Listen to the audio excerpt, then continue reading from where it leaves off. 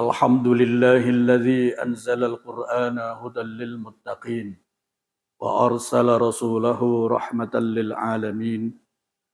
Assalatu wassalamu ala sayyidina wa maulana Muhammadin sallallahu alaihi wasallam wa ala alihi wa ashabihi wa man ittaba'ahu ila yaumiddin.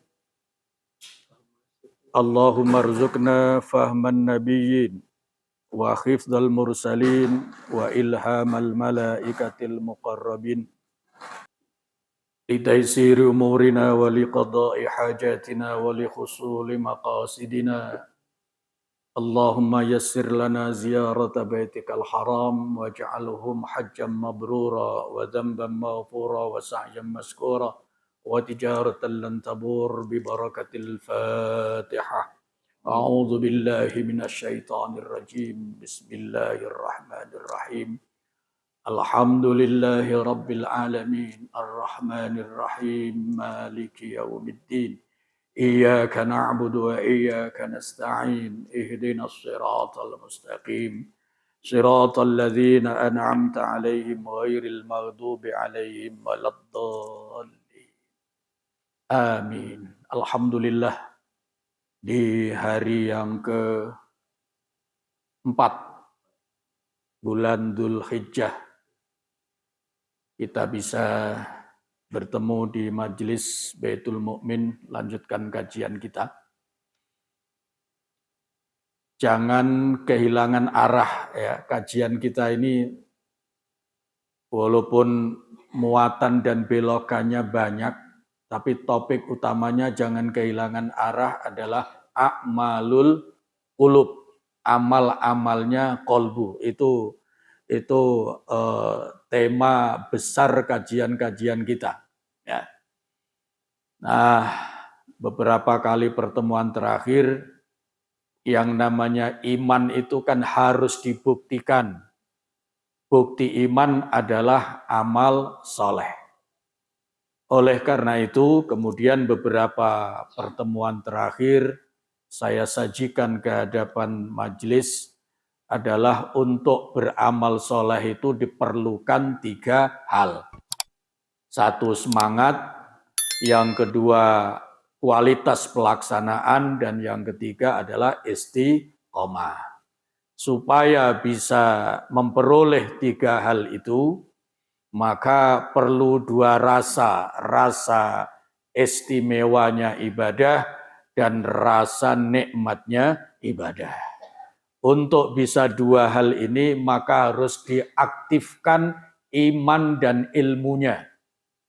Sebab kalau hanya imannya yang kuat, ilmunya tidak mencukupi, itu hanya punya semangat tapi nggak bisa menghasilkan amal soleh. Karena apa? Al-ilmu imamul amal. Ya, bahwa penuntun guide-nya beramal itu adalah ilmu. Begitu juga sebaliknya. Banyak ilmu tapi kurang iman justru jauh lebih berbahaya. Karena bisa menjadi orang munafik.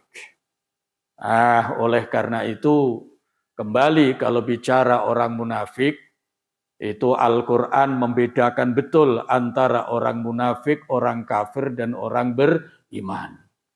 Oleh karena itu, di samping ayat 1-20 surat Al-Baqarah, ayat 1-5 adalah orang-orang beriman dan bertakwa. Ayat 6 dan 7 adalah bicara tentang orang kafir. Ayat 8-20 adalah bicara orang-orang munafik. Nah, sampai kepada pertanyaan, mengapa harus punya semangat ibadah itu? Sebab kalau ibadah tidak semangat berarti malas. Kalau malas itu penyakitnya siapa?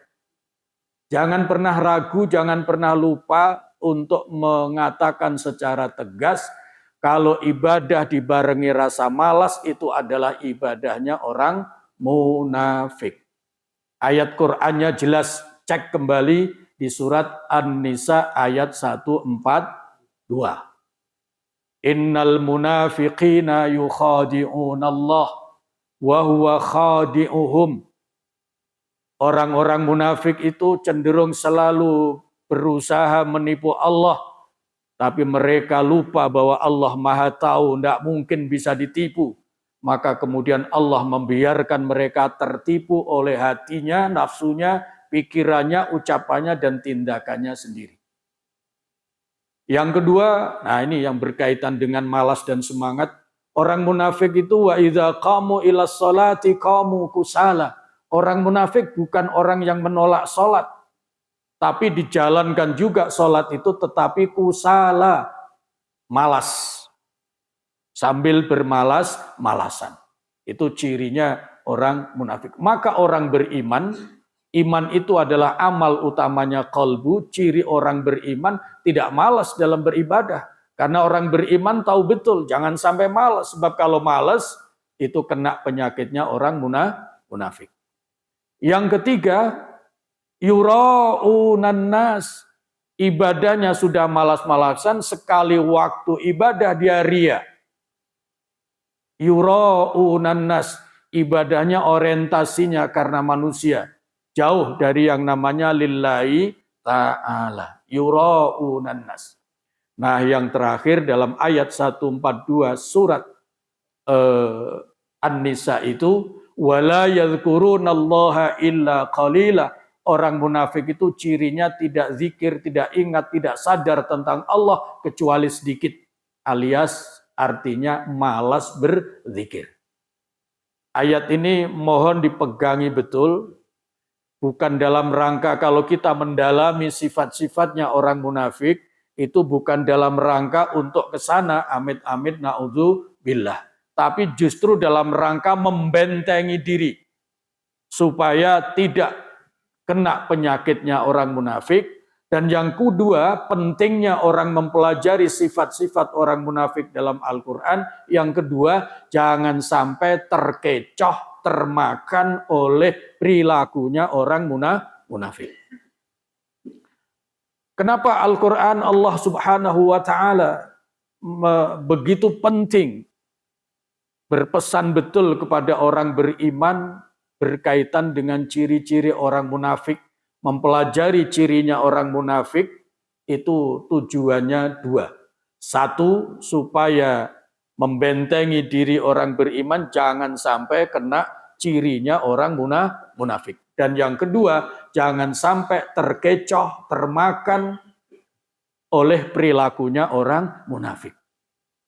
Jangankan kita, Rasulullah Shallallahu Alaihi Wasallam itu pernah terkecoh, termakan perilakunya orang munafik. Dan korbannya adalah para sahabat. Itu jahatnya orang munafik.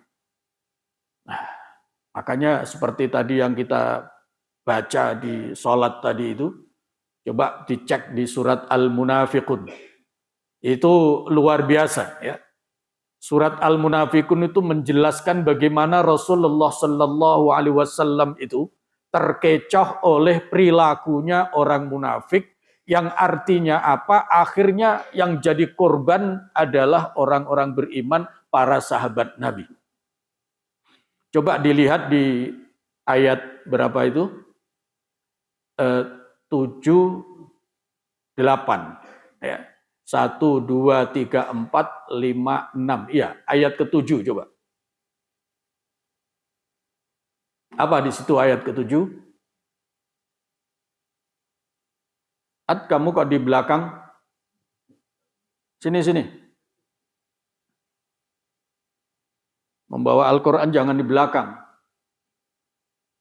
Ini Al-Quran harus ada di depan. Ketemu ayat 7. Surat Al-Munafiqun itu surat yang ke-63 ya. Setelah surat Al-Jumu'ah, sebelum surat At-Taghabun. Di ayat 7 itu, ayat 7 dan 8 surat Al-Munafiqun ini adalah asbabun nuzul kenapa surat Al-Munafiqun diturunkan. Saya ulangi.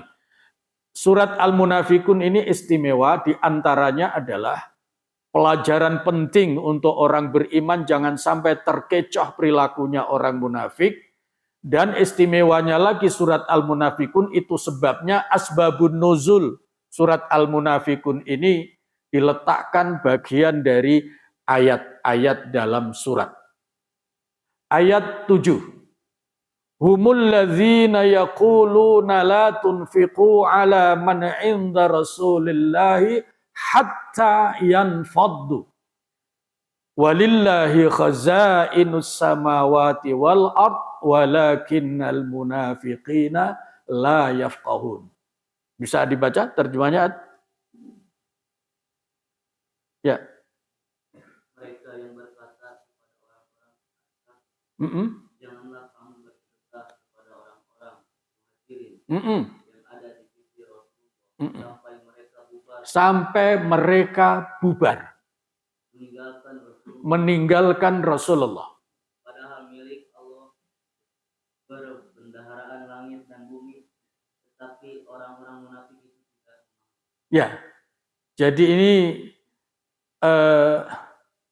Bapak Ibu pernah kenal yang namanya Kang Ube Salul? Belum ya? Ya, nggak usah kenal, nggak usah deket-deket lah. Jadi ada namanya Abdullah bin Ubay bin Salul. Ini perlu kenal nama, tapi jangan dekat-dekat apalagi niru. Ya, naudzubillah, amit-amit. Abdullah bin Ubay bin Salul. Itu dikenal dalam sejarah perjuangan Rasulullah Sallallahu Alaihi Wasallam sampai menjadi latar belakangnya turun surat Al-Munafikun. Abdullah bin Ubay bin Salul itu adalah imamul munafikin. Gembong pimpinan, imamnya, komandannya, panutannya orang-orang munafik. Namanya Abdullah loh. Cuman bin Ubay bin Salul. Nah, begitu Rasulullah SAW hijrah ke Madinah beserta para sahabat, Nabi ketika sampai ke Madinah beserta para sahabat itu kan posisinya sangat kekurangan. Jangankan yang tadinya di Makkah itu miskin lalu hijrah, yang kaya-kaya saja, itu di Madinah itu menjadi tidak punya apa-apa karena seluruh hartanya ditinggalkan ada di Makkah. Maka orang-orang yang bersama Rasul, sahabat-sahabat Ansar ini, sahabat-sahabat Muhajirin ini dalam penuh kekurangan. Nah, apa yang terjadi? Kang Dolah Ubay ini memprovokasi orang-orang Madinah yang ingin membantu para sahabat Muhajirin, termasuk teman-teman dia yang kelompok golongan Al-Munafikun itu. Apa kata-katanya? Kata-katanya itu yang ditulis di dalam ayat 8. La tunfiku ala man inda Rasulillahi hatta yanfaddu. Kalian orang-orang Madinah, tidak usah berinfak, tidak usah menolong, jangan berinteraksi, jangan dekat-dekat dengan orang-orang yang bersama Nabi sampai mereka bubar. Apa tujuannya? Kalau mereka ini dibiarkan bersama Nabi bisa membangun kekuatan, kira-kira begitu. Ini kelakuannya Kang Dolah Ubay bin Salul, memprovokasi teman-temannya. Nah, ini dapat pelajaran penting. Salah satu ciri orang munafik itu adalah memprovokasi, manas-manasi orang lain supaya mau mengikuti perbuatannya. Itu pelajaran penting. Yang berikutnya, ayat berapa? 8. Coba dibaca terjemahnya. Yaquluna la irja'na ilal madinati la yukhrijannal a'azzu minhal adzal. Walillahil izzatu walirasulihi walil mu'minin walakinnal munafiqina la ya'lamun. Gitu. Coba terjemahnya. Mereka berkata, sungguh jika kita kembali ke Madinah, kembali dari perang Bani Mustalik, itulah orang yang kuat akan mengusir orang-orang yang lemah dari tanah, padahal kekuatan itu hanyalah bagi Allah Rasulnya dan bagi orang-orang mukmin, tetapi orang-orang munafik itu tidak mengetahui. Ini provokasi yang kedua. Mereka memberikan harapan kepada teman-temannya, Kalau orang-orang yang bersama Nabi itu tidak dibantu, maka mereka menjadi lemah. Nanti kita kalau sudah balik ke Madinah dari perjalanan ini, orang yang kuat pasti akan mengusir orang-orang yang lemah. Nah, provokasi Kang Ube, Dolah Ube bin Salul ini didengar oleh sahabat namanya sahabat Zaid bin Arqam. Nah, sahabat Zaid bin Arqam yang mendengar pembicaraannya Kang Dolah Ube bin Salul ini, lalu lapor kepada pamannya. Dan pamannya segera lapor kepada Rasulullah Sallallahu Alaihi Wasallam. Ya Rasulullah, saya mendengar dari keponakan saya, itu yang namanya Dolah Ube bin Salul itu memprovokasi teman-temannya. Nah, seperti yang disebutkan di dalam ayat 7 dan ayat 8 surat Al-Munafiqun. Begitu Nabi mendapatkan laporan seperti itu, maka Nabi mengutus seorang utusan, memanggil Dolah Ube untuk dilakukan tabayun, klarifikasi. Benar nggak ini Dolah Ube ini seperti yang dilaporkan oleh Zaid bin Arqam ini? Nah, begitu sudah di hadapan Nabi, apa yang terjadi? Yang terjadi itu seperti yang dicantumkan di ayat 1. Idza ja'akal munafiquna qalu nashhadu innaka la rasulullah. Ketika orang-orang munafik sudah sampai di hadapan Nabi, apa yang terjadi? Ternyata yang terjadi mereka bersyahadat. Nashhadu innaka la rasulullah. Saya ini syahadat seorang muslim, percaya bahwa engkau adalah utusan Allah, wahai Muhammad. Bagaimana mungkin saya melarang orang-orang untuk membantu kamu? Mengelak dari provokasinya tadi. Bahkan tidak segan-segan dia bersumpah. Nah, oleh karena itu dalam ayat 1 itu Allah tegaskan, innal munafiqina lakadzibun. Kalau yang pegang Al-Qur'an coba dicek terjemahnya, bisa jadi di situ ada kekurangan terjemahannya. Coba dibaca ayat 1. Ayat 1 terjemahannya.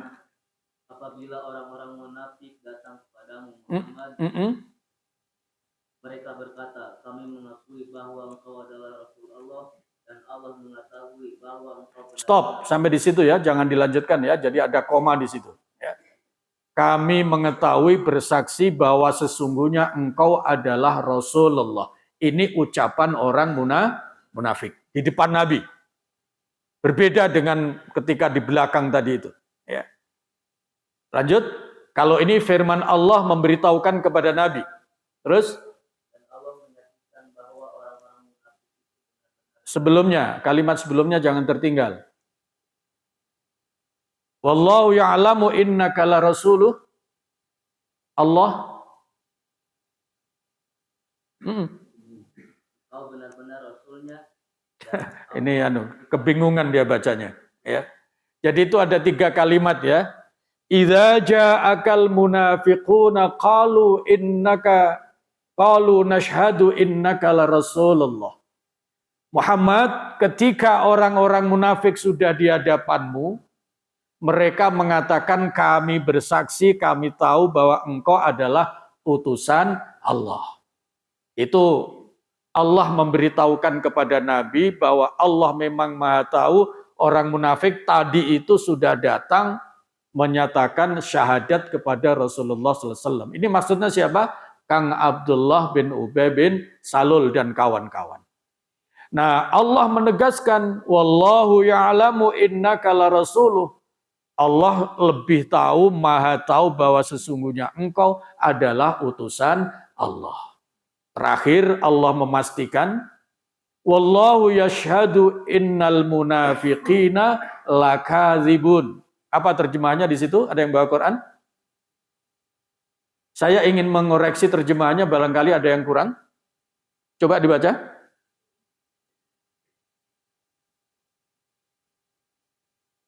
Iya. Sesungguhnya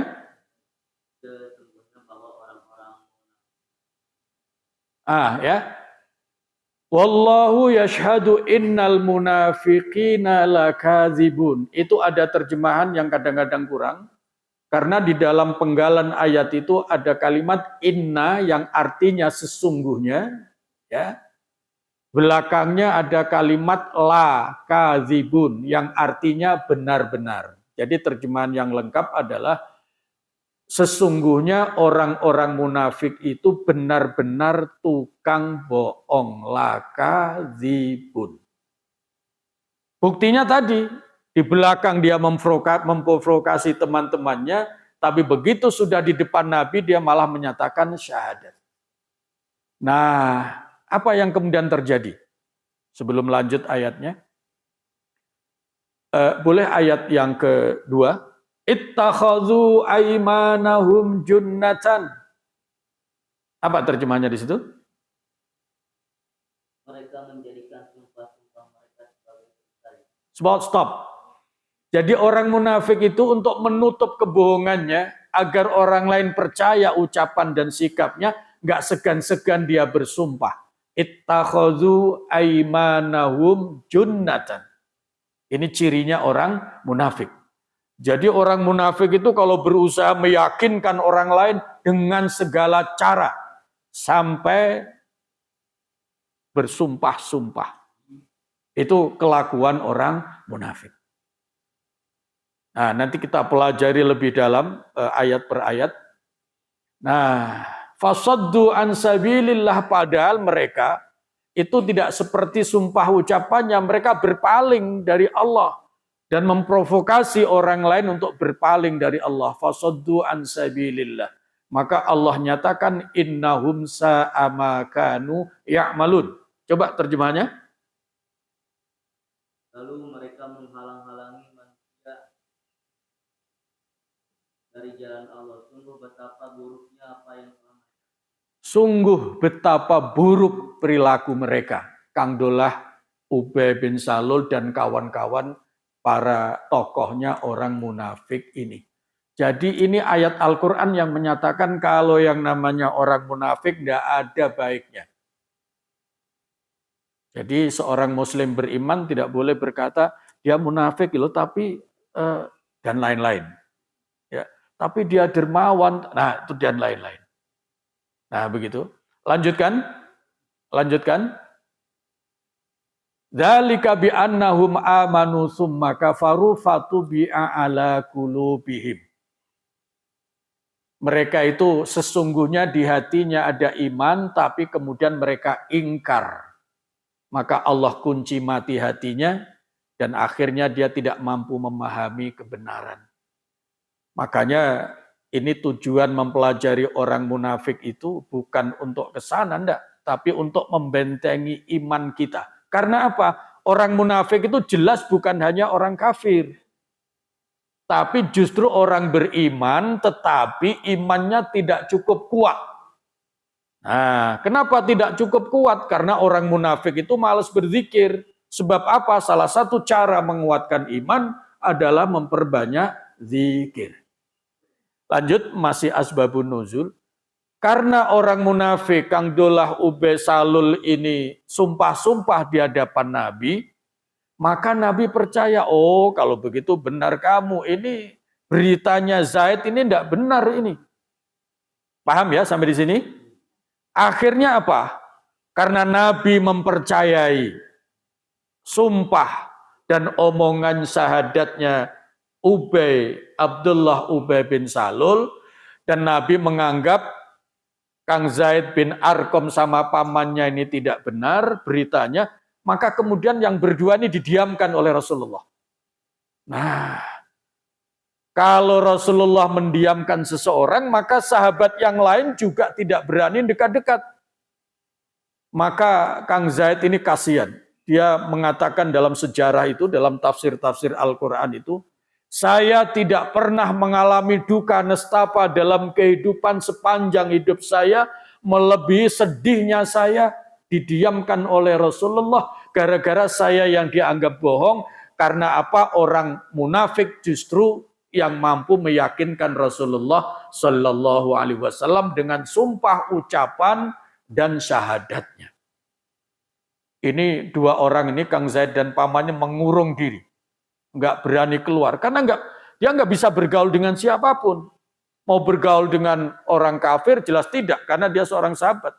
Mau bergaul dengan sama sahabat, nggak mungkin. Karena sahabat pada menjauhi. Sedang didiamkan oleh Rasulullah Sallallahu Alaihi Wasallam. Nah, tapi tidak lama kemudian turun wahyu yang tertulis di ayat 1 tadi. Muhammad, ketika orang munafik menyatakan di depanmu itu syahadat, tapi sebenarnya mereka pembohong. Setelah Nabi mendapatkan wahyu itu, maka segera ditemui yang namanya Kang Zaid bin Arqam dan pamannya. Ya Zaid, tenang, kamu benar. Ternyata si Dolah Ubay itu munafik, memang dia tukang bohong. Saya terkecoh dengan dia. Makanya tenang kamu sejak sekarang. Oh, sejak saat itu wajahnya caang, kemudian gembira, bahagia karena ditegur kembali oleh Rasulullah Sallallahu Alaihi Wasallam. Ini yang saya maksudkan, orang yang beriman harus mampu paham betul ciri-cirinya orang munafik dalam rangka membentengi diri agar imannya tidak kena penyakitnya orang munafik. Salah satunya malas ibadah tadi. Dan yang kedua, jangan sampai terkecoh perilakunya orang munafik. Lanjutkan ayat 4. Ini ciri-ciri orang munafik, ini sekilas dulu. Nanti kita dalami. Lanjutkan ayat 4. Wa idza ra'aitahum tu'jibuka ajsamuhum. Ini juga masih firman Allah menjelaskan kepada Rasulullah, tapi juga berarti kepada kita. Coba baca terjemahnya. Dan apabila engkau melihat mereka, tubuh mereka mengagumkanmu. Stop. Apabila kalian Muhammad melihat mereka ini siapa? Orang munafik yang diimam besari oleh Kang Dolah Ubay bin Salul. Ya. Wa idza ra'aitahum tu'jibuka ajsamuhum. Kalau kamu melihat mereka, tu'jibuka ajsamuhum, itu penampilan fisiknya membuat kamu kagum. Nah, ini pelajaran penting. Ya, pelajaran penting bedanya orang beriman dengan orang munafik. Kalau orang beriman berpenampilan bagus, pakaiannya indah, tutur katanya santun, perilakunya baik. Kalau orang beriman orientasinya adalah semata-mata itu karena perintah Allah. Bukan untuk mendapatkan perhatian manusia. Ini yang harus hati-hati. Ya, ini yang harus hati-hati. Karena kalau orang munafik tidak begitu. Orang munafik itu orientasinya, penampilannya, itu untuk membuat orang lain kagum. Di sini sering tidak sadarnya, orang beriman pun berpakaian, membeli pakaian mahal-mahal dalam rangka membuat orang lain mengagumi dirinya. Nah, ini tidak sadar bahwa pakaian itu perintah agama, menutup aurat. Silahkan berpakaian sebaik-baiknya, tapi tetap dalam rangka memenuhi perintah Allah. Bukan dalam rangka membuat orang lain kagum. Kalau berpakaian dan penampilan tujuannya supaya orang lain kagum, lebih memperhatikan kita, itu namanya riya. Karena melakukan perintah agama tidak semata-mata karena Allah Subhanahu wa Ta'ala. Ini tidak jauh dengan orang yang baca Quran. Bismillahirrahmanirrahim. Alhamdulillahi Rabbil Alamin. Ar-Rahmanir-Rahim. Maliki Yaumiddin. Suaranya indah bagus. Ya, diperindah. Ini hendaknya sang qori, sang membaca harus hati-hati.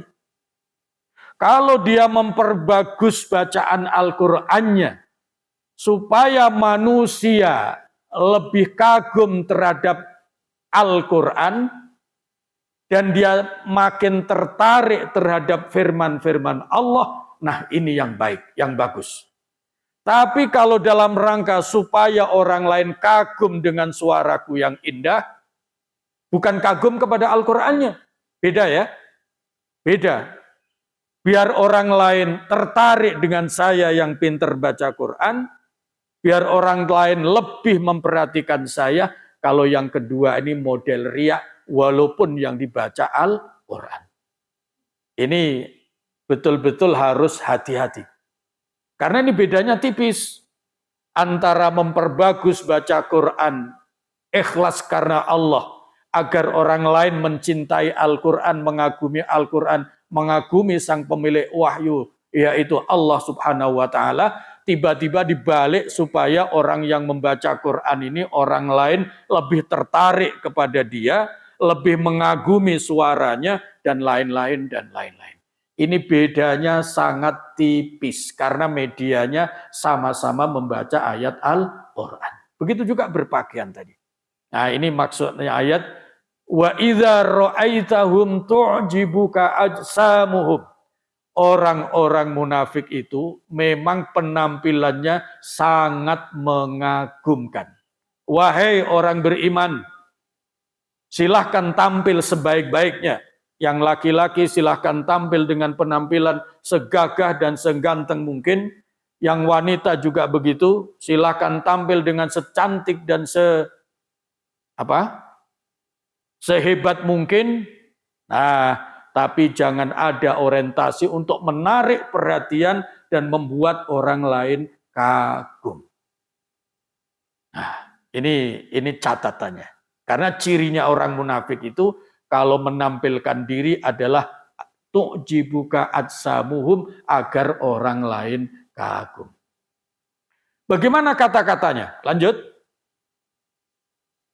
Wa iyakulu tasma' liqaulihim. Ini sampai Nabi pun juga terkecoh dengan perilaku sumpah, ucapan diplomasinya Kang Dullah Ube. Apabila dan jika mereka berkata engkau mendengarkan perkataannya. Stop. Wa iyakulu tasma' liqaulihim. Kalau mereka berkata-kata, engkau pasti terpukau dengan kalimat-kalimatnya. Ini juga luar biasa, itu perilakunya orang munafik. Jadi kalau yang namanya orang munafik itu memoles kata-kata, membuat narasi, agar orang lain kagum dan terpengaruh, itu memang jagonya.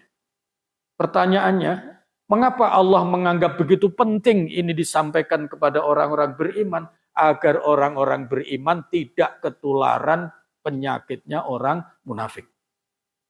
Betapa tidak sedikit orang lain seseorang yang memoles kata-katanya, bahkan kadang-kadang dibelain dengan sumpah, hanya karena dia sungkan dengan orang yang bicara sama dia.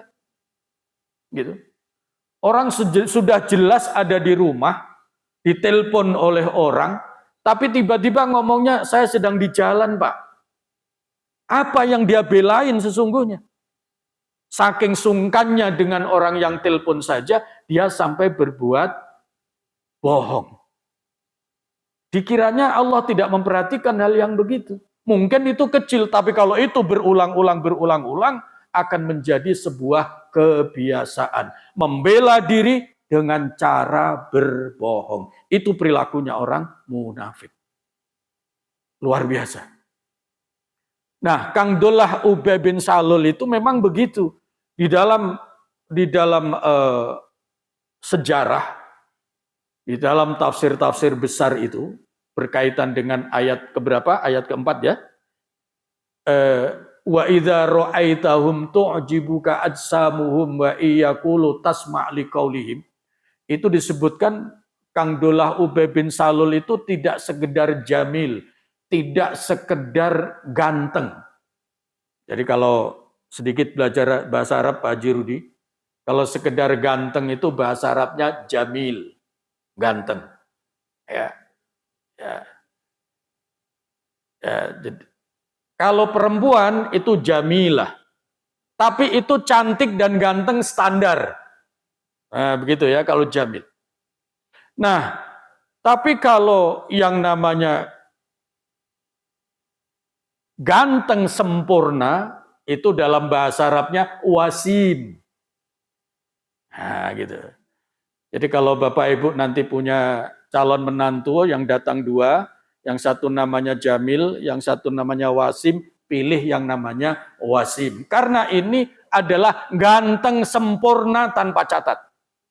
Itu adalah yang disebut sosoknya Abdullah bin Ubay bin Salul. Orangnya ganteng sempurna. Nah, kalau perempuan cantik standar itu bahasa Arabnya Jamilah. Tapi kalau cantik sempurna bahasa Arabnya hasna. Kalau ahsan lebih bagus, lebih cantik. Ini di atas itu. Hasna itu. Ya, nanti kalau punya cucu silahkan berikan nama itu.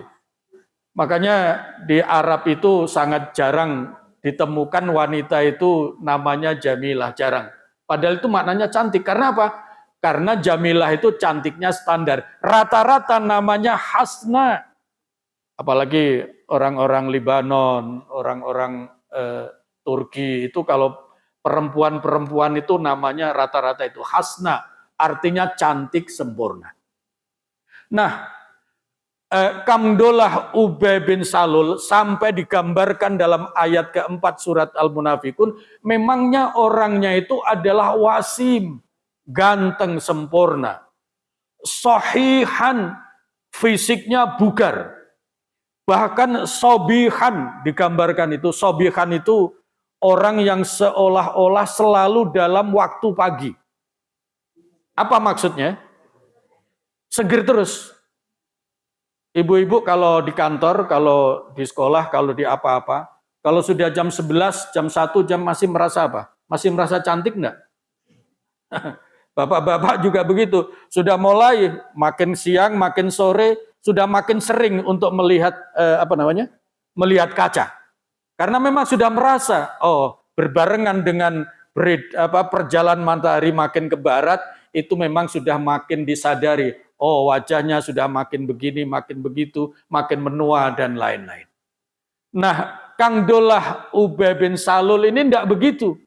Dia itu selalu dalam penampilannya itu selalu segar seperti ketika pagi baru keluar dari rumah menuju tempat kerja. Jadi penampilannya begitu terus Pak Rudi. Walaupun jam 11 malam. Luar biasa itu ya, luar biasa. Itu sebabnya dia menjadi tokoh. Nah, kata-katanya itu fasihan. Kata-katanya itu puitis, memukau. Wah, luar biasa. Ya bayangkan Rasulullah SAW saja sampai terkecoh loh dengan kata-kata dan sumpahnya itu. Nah, tapi memang ini skenario Allah dibiarkan begitu. Kenapa? Dalam rangka memberikan pembelajaran kepada umat. Kalau Nabi saja bisa terkecoh dengan perilakunya orang munafik, apalagi yang bukan Nabi. Begitu maksudnya. Nah, ciri orang munafik lagi, coba ini sekilas saja nanti kita dalami. Orang munafik itu tidak mempan kalau ditakut-takuti dengan dosa. Orang munafik itu juga tidak tertarik kalau ditawari ampunan Allah. Coba baca di ayat 5, terjemahannya coba. Wa idza qila lahum ta'alu yastaghfir lakum Rasulullah lawaw ru'usahum wa ra'aitahum yasudduna wa hum mustakbirun. Coba dibaca terjemahnya. Dan apabila dikatakan kepada mereka, marilah beriman, agar Rasulullah memohonkan ampunan bagimu, mereka membuang muka dan engkau lihat mereka berpaling dengan sombong. Ya. Orang munafik itu sangat tidak takut dengan dosa, dan kalau ditawari ampunan itu tidak tertarik. Mereka membuang muka. Sombong sekali itu. Nah, mari ini kita jadikan muhasabah diri. Makanya tempo hari saya sebutkan seorang muslim beriman itu di samping semangat, di samping kualitas ibadah dan juga istiqomah, supaya bisa begitu, rasa istimewa itu harus muncul. Salah satu istimewanya ampunan apa sih? Nah, begitu. Kadang-kadang orang beriman dikecoh oleh iblis, merasa amalnya sudah banyak, ketika diajak istighfar, saya sudah biasa kalau istighfar. Saya amalnya sudah banyak. Dan seterusnya, dan seterusnya. Padahal perilaku seperti itu adalah bagian dari akhlak perilakunya orang munafik. Kalau mereka dipanggil, ayo beriman supaya Nabi memintakan ampun kepada kalian. Mereka membuang muka, tidak mau. Nggak tertarik dengan tawaran kebenaran, tawaran iman, tawaran ampunan. Alias mereka tidak takut sama dosa. Makanya lakadzibun, mereka itu adalah orang-orang yang tukang bohong. Maka di situ dijelaskan oleh Allah. Lanjut satu ayat lagi. Sawa'un alaihim astaghfarta lahum am lam tastaghfir lahum. Ini penegasan Allah kepada Rasulullah SAW dan kepada umat. Sama saja mereka itu Muhammad, kamu mintakan ampun atau tidak untuk mereka, Allah tidak akan mengampuni. Coba baca terjemahnya. Sama saja bagi mereka Muhammad, mohonkan ampunan untuk mereka atau tidak mohonkan ampunan bagi mereka, Allah tidak akan mengampuni mereka. Sungguhnya Allah tidak akan memberi petunjuk kepada orang-orang yang fasik. Allah tidak memberikan petunjuk orang yang fasik.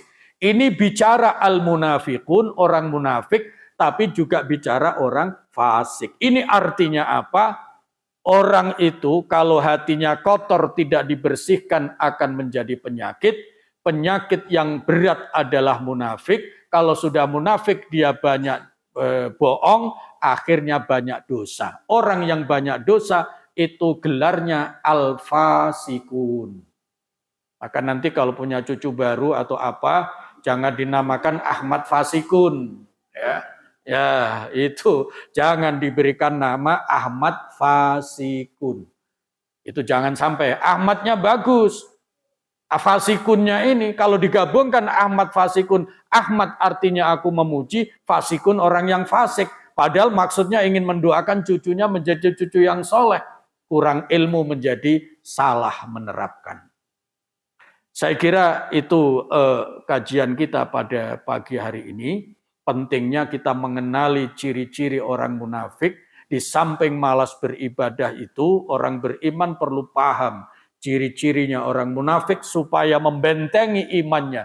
Jangan sampai kena penyakitnya orang munafik. Dan yang tidak kalah pentingnya jangan sampai terkecoh ya oleh perilakunya orang munafik. Terakhir itu sebabnya di dalam surat Al-Munafiqun ditutup oleh Allah justru nasihat kepada orang yang beriman. Ya ayyuhallazina amanu la tulhikum amwalukum wala auladukum an zikrillah. Wahai orang-orang beriman, jangan sampai kesibukanmu mengurus anak dan harta sampai kalian lupa zikir kepada Allah Subhanahu wa taala. Wa may yaf'al dzalika faulaika humul khasirun. Orang yang melupakan zikrullah apapun alasannya pasti akan merugi. Karena apa? Ujungnya tadi, ujungnya malas zikir, hatinya kotor, jadi munafik, jadi fasik, ujung-ujungnya tidak akan mendapatkan ampunan Allah Subhanahu wa taala. Kalau tidak mendapatkan ampunan, ujungnya kemana? Neraka. Maka di ayat 140 surat An-Nisa, nanti dicek lagi, itu justru Allah mengumpulkan orang munafik dan orang-orang yang kafir itu fi jahannam, dikumpulkan sama-sama di jahannam. Ini saya kira itu kajian kita pada pagi hari ini. Nanti kita lanjutkan untuk pertemuan yang akan datang. Kita pahami satu persatu, ayat per ayat, maksudnya supaya kita lebih paham. Agar bisa mendapatkan dua hal, tidak kena penyakitnya orang munafik, dan tidak terkecoh dengan perilakunya orang munafik. Bismillahirrahmanirrahim. Allahumma anfa'na bima 'allamtana wa 'allimna ma yanfa'una wa zidna ilma. Alhamdulillahi ala kulli hal. Wa na'udzu billahi min hali ahli nar. Allahumma ahsin aqibatana fil umuri kulliha wa ajirna min khizyid dunya wa adzabil akhirah.